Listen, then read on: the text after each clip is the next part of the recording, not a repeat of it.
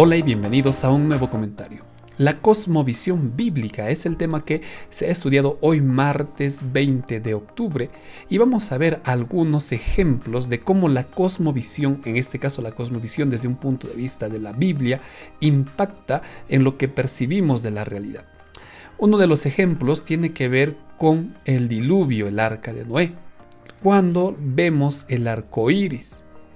Cuando nosotros, como cristianos, como hijos de Dios, observamos el arco iris, por supuesto que entendemos que se trata de un fenómeno natural. Esto es en primera instancia. Sabemos que es un fenómeno natural que tiene que ver con la luz, el agua, en fin. Sin embargo, a esta percepción que no es ajena a la física, a las leyes naturales, también viene a nuestra mente el pacto que Dios hizo con Noé, cuando en Génesis 9:3 le dice: mi arco he puesto en las nubes, el cual será una señal de pacto entre mí y la tierra. Entonces te das cuenta cómo nuestra cosmovisión de la Biblia abarca más allá de ver meros fenómenos naturales, y para nosotros es un recordatorio de la promesa de que hay un Dios inmutable, de que hay un Dios que es fiel a su palabra. Dice el espíritu de profecía: cuando los niños observen este arco, los padres les contarán la historia de Noé y el diluvio, y sobre todo la fidelidad de Dios al prometer o al asegurar con su palabra. Este es un ejemplo de cómo nuestra cosmovisión impacta la percepción de la realidad. Ahora, en la Biblia encontramos una gran cantidad de lecciones que nos pueden ayudar a entender el contexto en el cual estamos viviendo, a comprender el por qué ocurren muchas cosas. Por ejemplo, vamos a encontrar que vivimos en medio de un conflicto, vivimos en medio de una lucha, y el apóstol Pablo dice: nuestra lucha no es contra carne, nuestra lucha no es entre nosotros, es contra huestes espirituales. En Marcos, el Señor Jesús recordaba que estamos ya viviendo en los tiempos finales previo a su advenimiento, y las señales que vemos son un anticipo de que Cristo viene pronto. También recordábamos los días pasados que el hombre pecó, que el hombre fracasó cuando Dios le dijo: obedecerás. Sin embargo, también la Biblia nos enseña que hay un plan de salvación.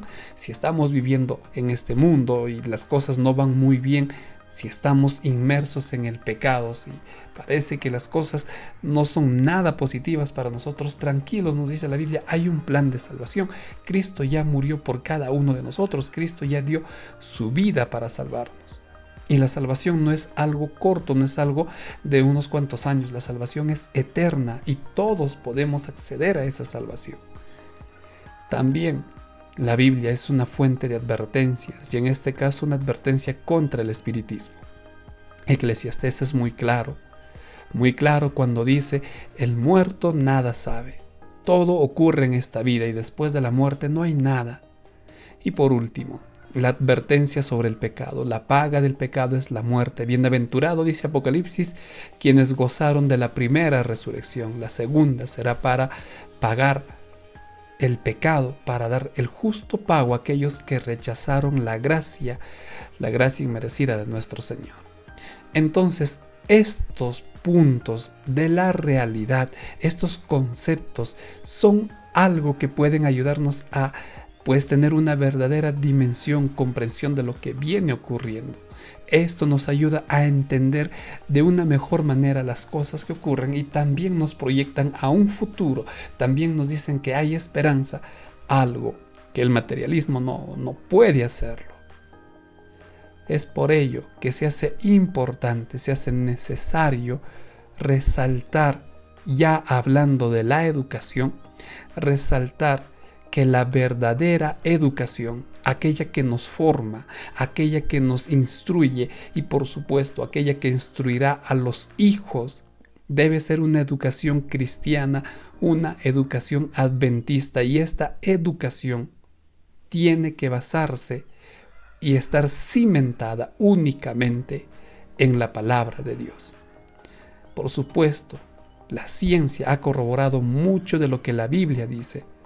pero no es la Biblia la que se sujeta a la ciencia, es la ciencia la que debe estar sujetada a la Biblia. Y debemos rechazar cualquier clase de enseñanza que contradiga lo que dice la palabra de Dios. Querido amigo, querido hermano, ¿cuál ha sido la educación que tú has recibido? ¿Y cómo puedes estar en armonía con la palabra de Dios? Y sobre todo, queridos papás, ¿qué educación están recibiendo sus hijos? Les pido por favor sus oraciones para poder publicar el bosquejo de esta lección y desde ya te invito a que participes en el comentario en vivo. Ha estado contigo el pastor Joab Antesana y me despido deseándote muchas bendiciones.